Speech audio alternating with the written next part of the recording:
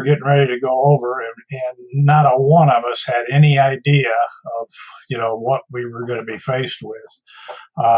And of course, I've learned since then. I didn't even know where Vietnam was on the map, to tell you the truth, at the time. I had just heard of it. The rumor mill, the Lance Corporal rumor mill, is pretty strong. So all these rumors are floating around about what we're going to come up against, and the drill instructors had been telling us, and the instructors in staging. And infantry training, you're going to be killed. That is Marine Corps veteran Grady Birdsong. He fought in the war in Vietnam. Now, yesterday, we released our first episode of our special series on the Battle for Hue, called The Battle That Changed Everything. And Grady is part of our series. Today on the show, a conversation with Grady Birdsong. He fought at the end of the battle and spent time fighting the NVA just east of the city after they were pushed out of Hue. After the war, Grady had a successful business career. He's written books and has done extensive research on Hue and the war in Vietnam. Today, a broader conversation about this period of the Vietnam War, the things that led up to the Tet Offensive, leadership during this period, and much, much more. My name is Josh Roe, and this is Tomorrowtown, Tennessee.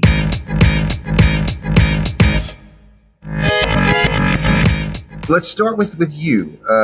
In January of '68, you're in the Marine Corps, but you're not in Vietnam yet. I'm on my way. You're getting ready. What are you thinking about the war? What do you understand about what's happening there militarily? Tell me some of those ideas. Well, I'm in staging in Camp Pendleton in January, and there's a sign out there, and every Marine has seen it. The more you sweat in peace, the less you bleed in war. And we're getting ready to go over, and not a one of us had any idea of, what we were going to be faced with. And of course, I've learned since then, I didn't even know where Vietnam was on the map, to tell you the truth, at the time. I had just heard of it. The rumor mill, the Lance Corporal rumor mill, is pretty strong. So all these rumors are floating around about, what we're going to come up against. And the drill instructors had been telling us, and the instructors in staging, and infantry training, you're going to be killed. And it wasn't funny at the time, but there was truth to it, and there was, and you can laugh about it now. But what I've learned since then is that we always train our troops from the last war that we fought. We never learn our lessons. And so I'm a real biggie on lessons learned, and passing those lessons learned on. But I have a feeling that they're falling on deaf ears. But anyway, I had no idea where I was going, and we got sent over there on an emergency basis. I don't know if you know any of the history or not, but General Krulak, Victor H. Krulak, who was the FMF Pacific commander under Ulysses S. Grant Sharp, the Navy admiral, was in charge of the whole Pacific. That was all the Navy ships and everything. And of course, Westmoreland was the commander of MACV, Military Assistance Vietnam Command. Krulak knew that the war was escalating, and Quezon was building up, and he was scouring the West Coast and the East Coast for people to put into the 27th Marines Regiment. They had an idea. Westmoreland had called for troops to be sent, and I believe it was October. He asked for 200,000 more troops to be sent. The Joint Chiefs of Staff were all for it. And all this I didn't know at the time, but I've done a lot of research. I wanted to know, what happened. I've read just about every book I could get my hands on, both the intellectual type books as well as the books that individual Marines and soldiers have written, just to understand it. But Krulak was scouring the West Coast and the East Coast for people. And if you delve into the history of the 27th Marines, you're going to find that in the grunt ranks, the 0311 MOS, military occupational status, that most of those guys, I shouldn't say most of those guys, a lot of those guys were cooks, candlestick makers, bakers, graves registration engineers, and they became riflemen. Of course, that's your basic MOS when you go in the Marine Corps anyway. And they became, fire team leaders, squad leaders. There was an inkling, I shouldn't say inkling, there was a smattering of veteran Marines who had already been to Vietnam in the leadership, in the enlisted leadership, in the corporals and sergeant ranks, a little bit into the upper enlisted ranks. And they were starting to make a lot of the upper level enlisted ranks, senior NCOs, Mustang officers, and they would give them companies. In fact, just about all of our company commanders, half of them anyway, in 1st Battalion 27 Marines were Mustangs, and good ones. Anyway, I had no idea about any of all of this when we got to Vietnam. And when I got to Vietnam, and I got off the plane, I got off the plane in Da Nang. I flew over. I couldn't even breathe. I couldn't breathe the air. A smell like I had never smelled ever before. I'd grown up, in the country, around farms and cow shit and all of it. And I'd worked in a sheep kill,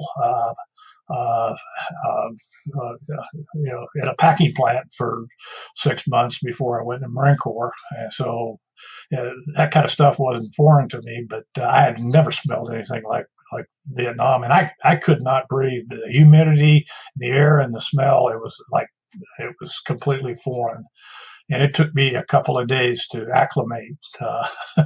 There's so many things that I have thoughts about, and I can remember, I went to Vietnam this past fall, and we arrived, I don't know, 11 o'clock at night, and getting off the plane, and it's a completely different country today, obviously.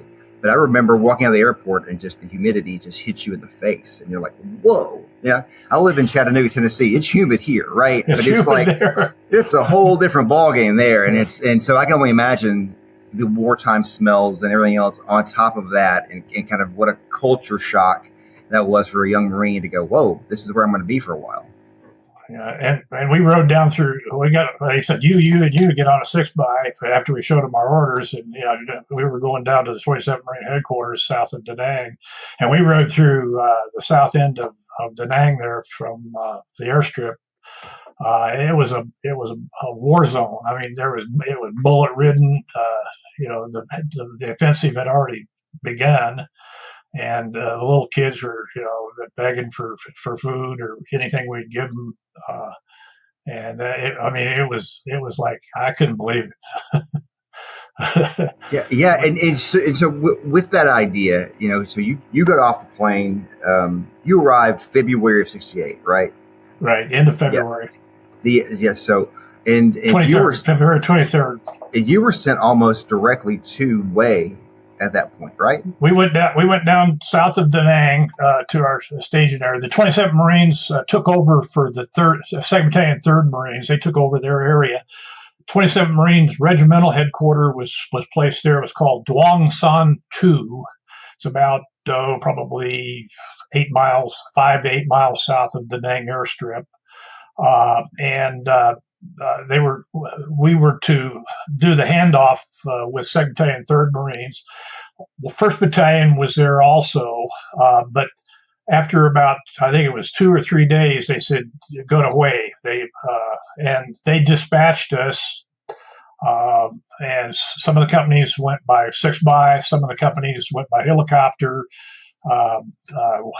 My company, H&S, went up on an LST. We went down to Da Nang Harbor, got on an LST, and took all of our communications equipment and went up the side of the coast. And we did a beach landing there at Coal Island. I thought it was, we always called it Cocoa Island. We thought it was like cocoa and chocolate, but it was Coal, standing for Colonial Company, which was an old French colonial company. And that's where all of the supplies came into the Hue area via the sea. Fuel, logistical, beans and bullets, everything came there. And we landed on the beach there, and we walked in. It was like about 9 clicks. And I can remember, we were carrying base plate. I must have had 60, 70 pounds worth of gear on me. And some of these guys, they had taken comic books out, pitching them, or candy and pitching them, just to lighten the load because we were all sweating. And when we started taking sniper fire, and we had to go take care of that. And when we got close to the tree lines, and then it wasn't funny.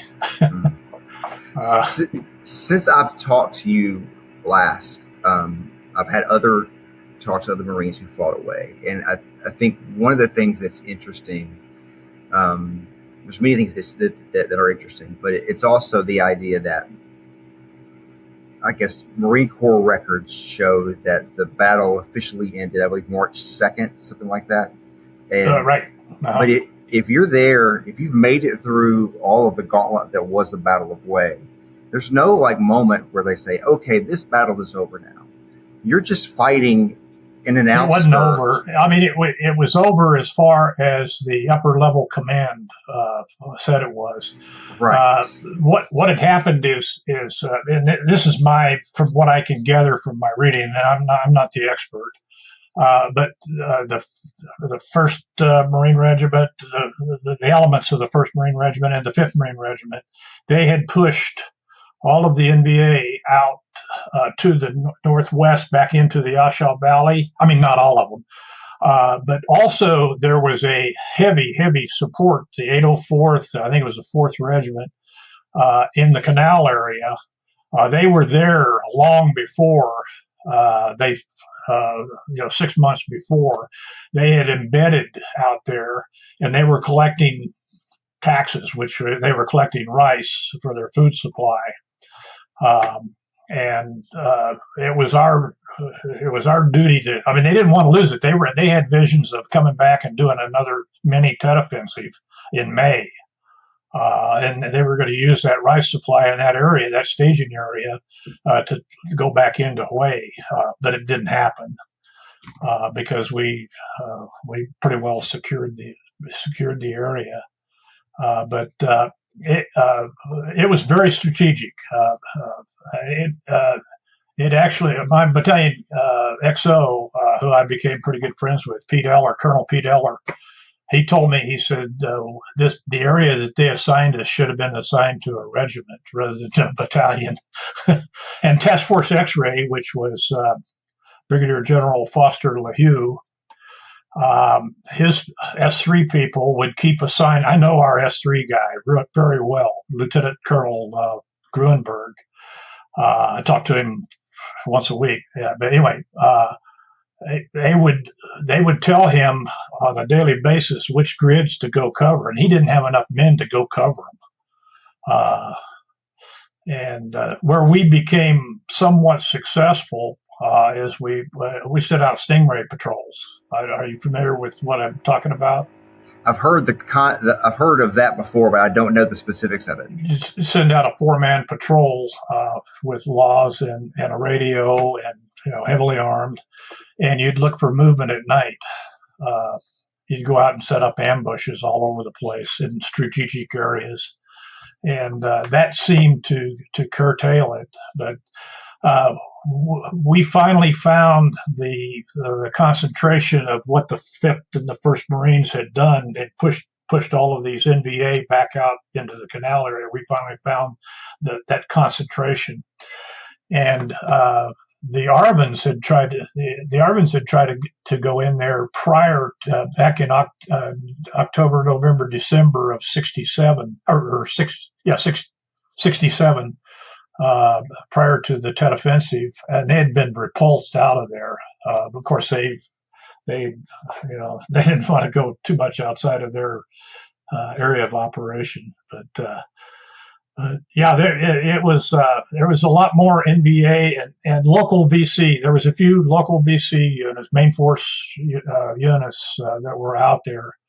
And they were intimidating all the local farmers. The local farmers, they didn't want anything to do with any of that, us or them, of the NVA and the VC.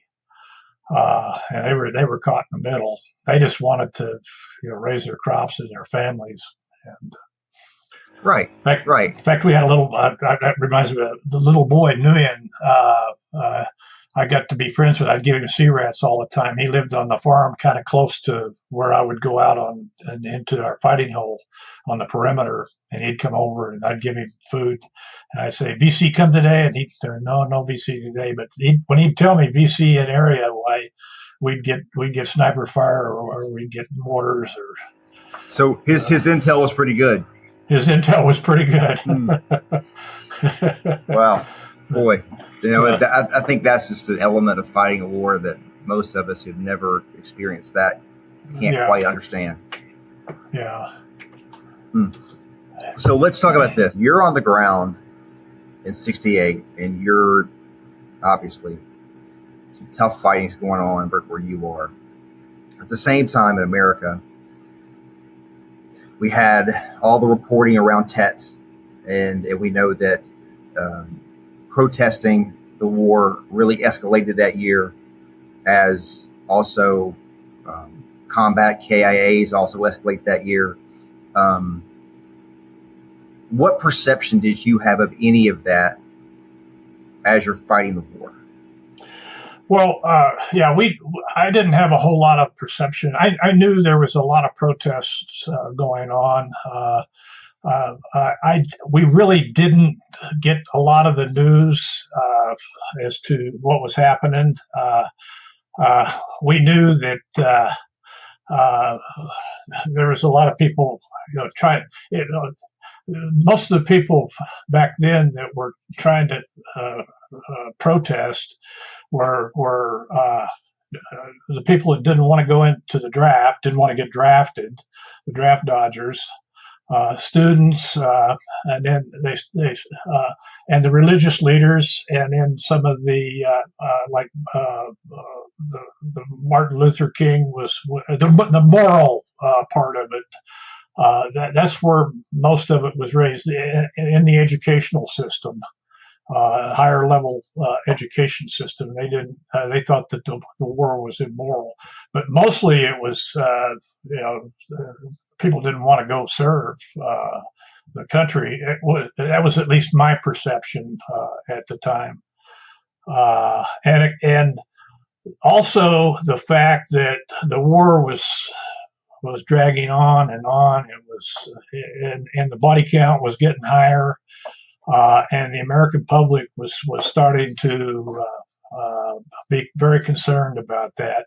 And of course, LBJ, McNamara, and Westmoreland, there was the light at the end of the tunnel was the constant theme in all of their public speaking engagements. And Westy, who everybody called Westy, he really thought that they were going to win, and of course I've pointed out in my research that his big thing was attrition. Throw a bunch of firepower at them and catch them out and get them to accumulate in one area like Quezon and blow them away. And then, of course, Victor Krulak, who was very influential figure in the Marine Corps at the time. He probably should have been commandant.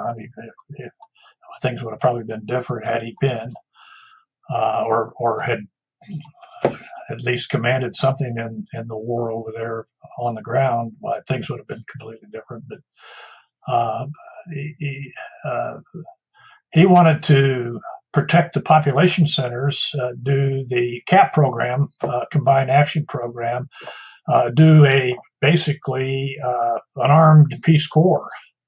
And of course, that Petraeus adapted that strategy also in Iraq, and you were probably part of that.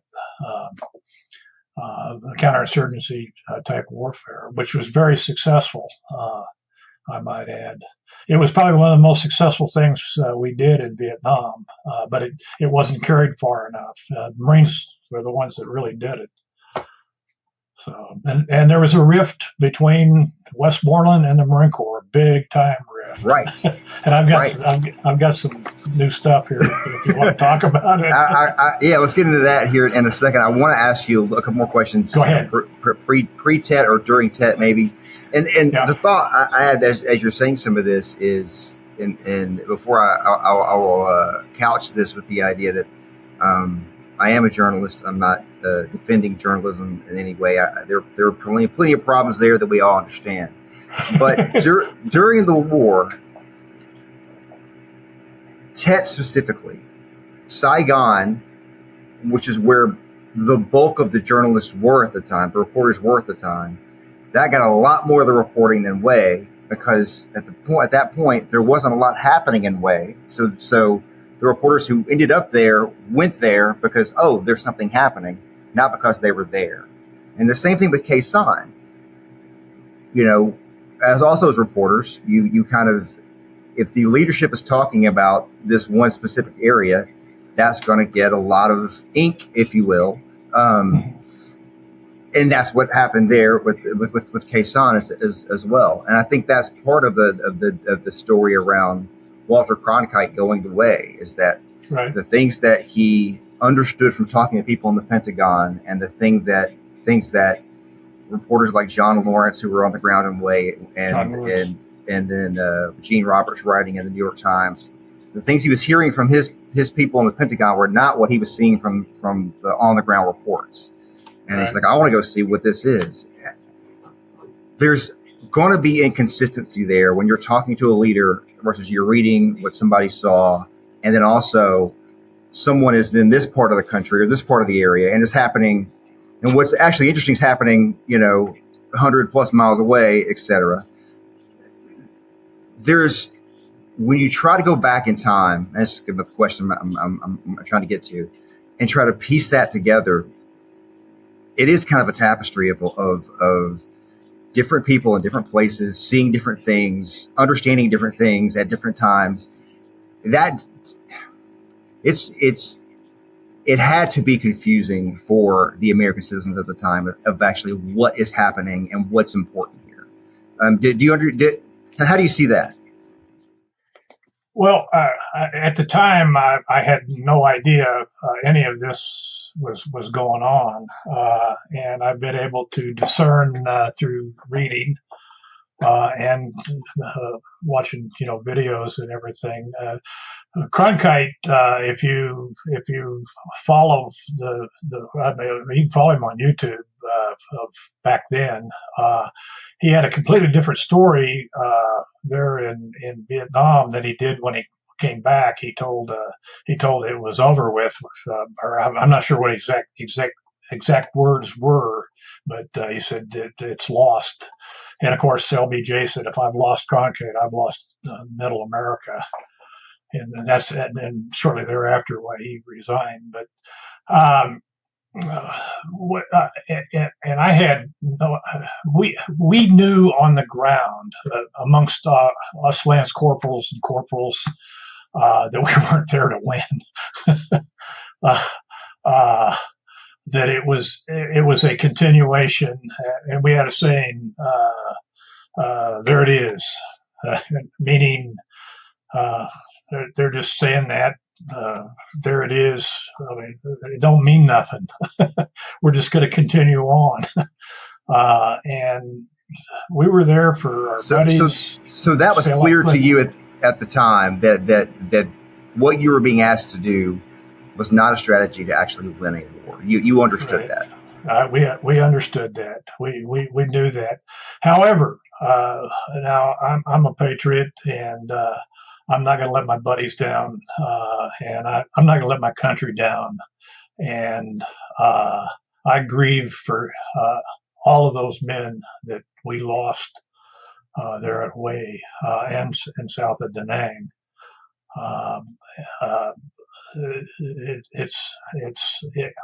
don't think it was all for naught. We were there because of we were fighting for our country and against the spread of communism.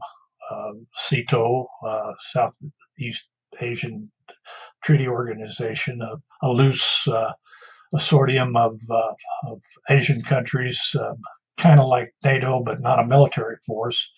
But we had pledged to them that we would help them out. But we really messed it up when in '72 when we walked away from it and left them holding the bag.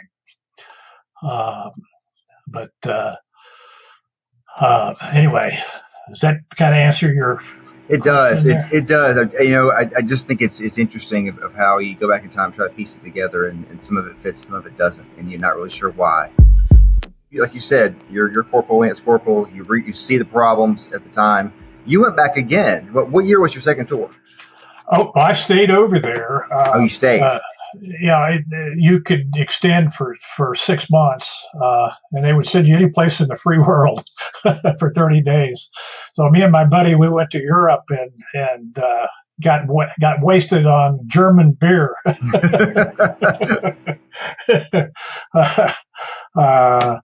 We had a pretty good time. We traveled around a little bit, then came back to Vietnam, but. We extended 6 months. I spent almost 21 months over there with a 30-day reprieve. I got to stop by home on the way back from Europe. I got you. So one tour, just an extended version of that tour. Is that right? Right. Got you. Understood. Right. And I went up to the DMZ. I went to 29 Hell in a Helmet for a short time, and that was at Quang Tri. Excuse me. And then I got assigned to 3rd Marine Division Communications Company, Headquarters Communications Company at Dong Ha. And they told me I'd be in a rear area while we were in the artillery, the NVA artillery V ring. we'd get artillery or mortars, or we'd get something every other day. I lived in a bunker my last 6 months up there on the DMZ, and of course, we'd open up the road out to Cam Low on Route 9 every morning.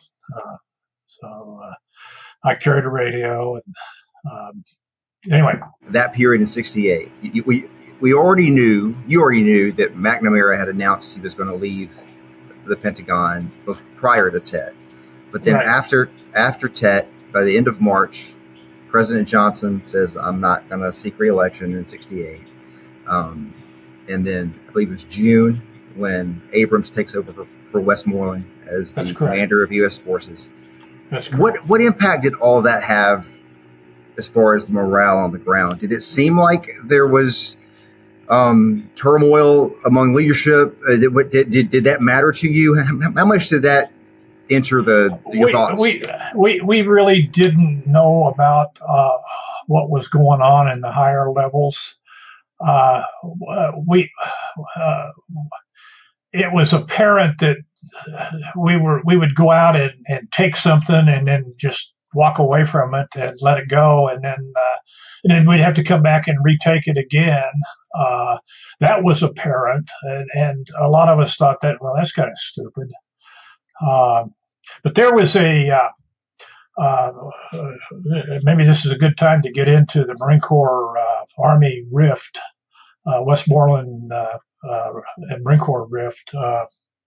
And it was basically in 3 areas: command and control, Westy the Marine Corps Cushman, General Robert Cushman, felt that he was bypassing the Marine Authority and I Corps.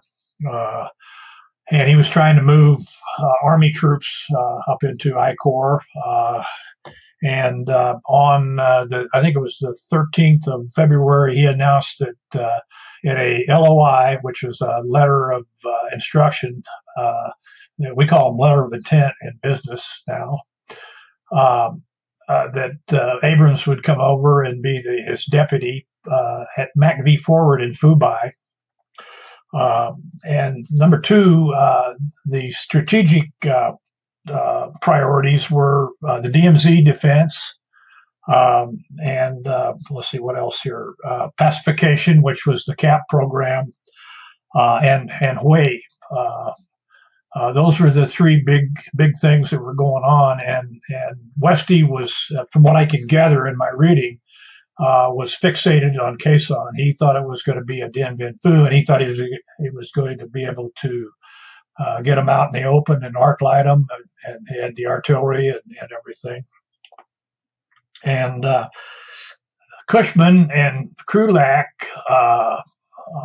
were pushing back, and they felt that the Army was overreaching their authority, and by moving the Army up there and changing I Corps around.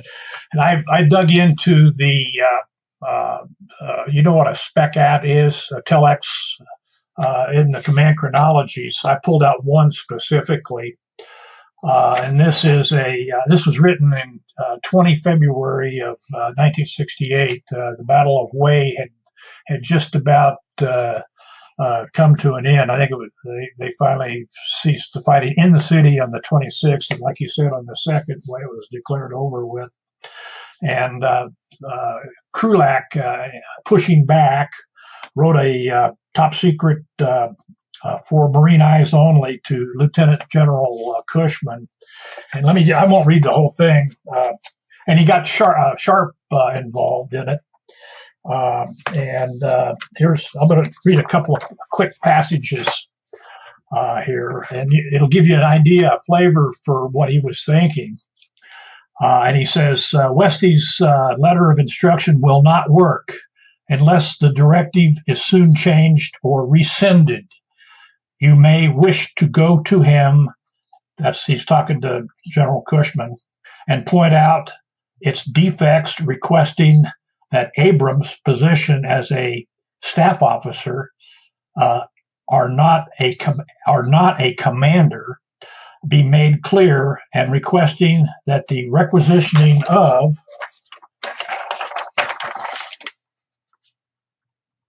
causing the MACV staff to serve or third MAF part-time be eliminated. So he was pushing back pretty hard to get Abrams cut out of the picture and them retaining the authority. And then in summarizing, he said another subject, this is on the Quezon, the question you asked, new subject. I personally feel that the enemy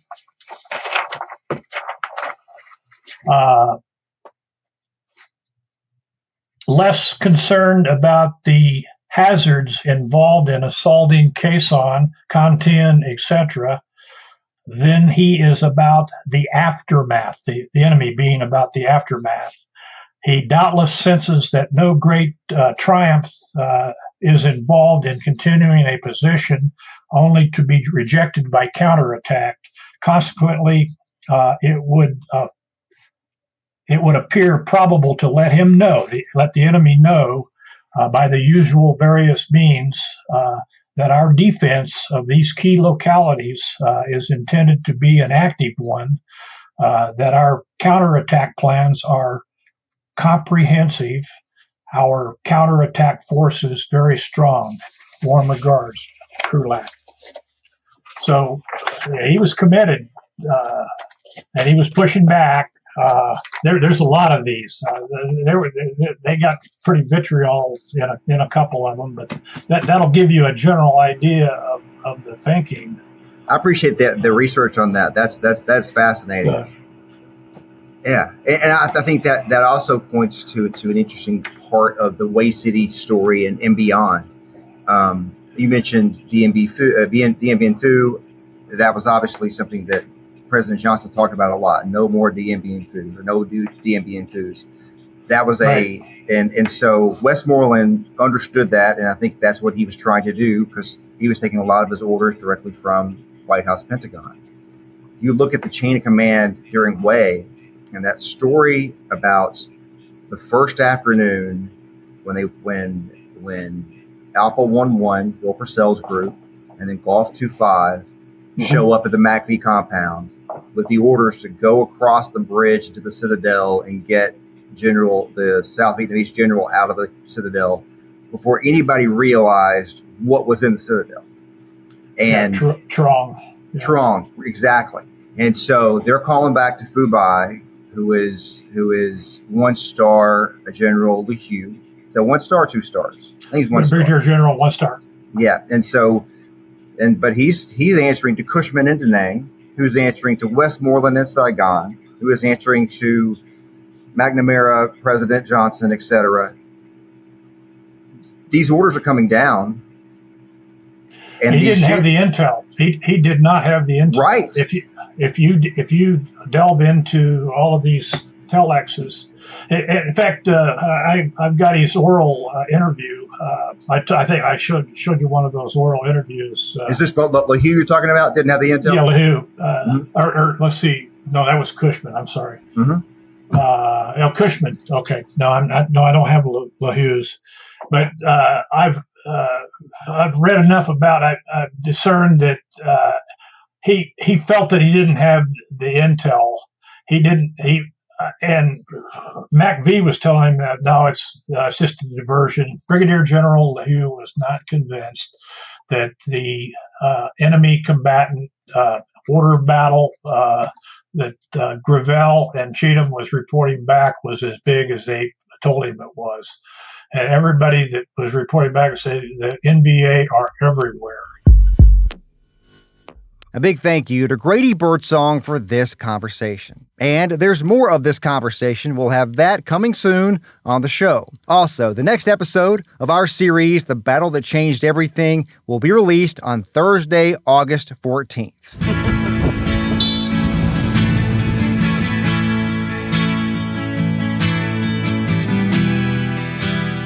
This podcast is hosted, produced, edited, engineered by me, Josh Roe. And this show is a production of News Channel 9, Fox Chattanooga, and Sinclair Broadcast Group Chattanooga. I hope you join me again real soon.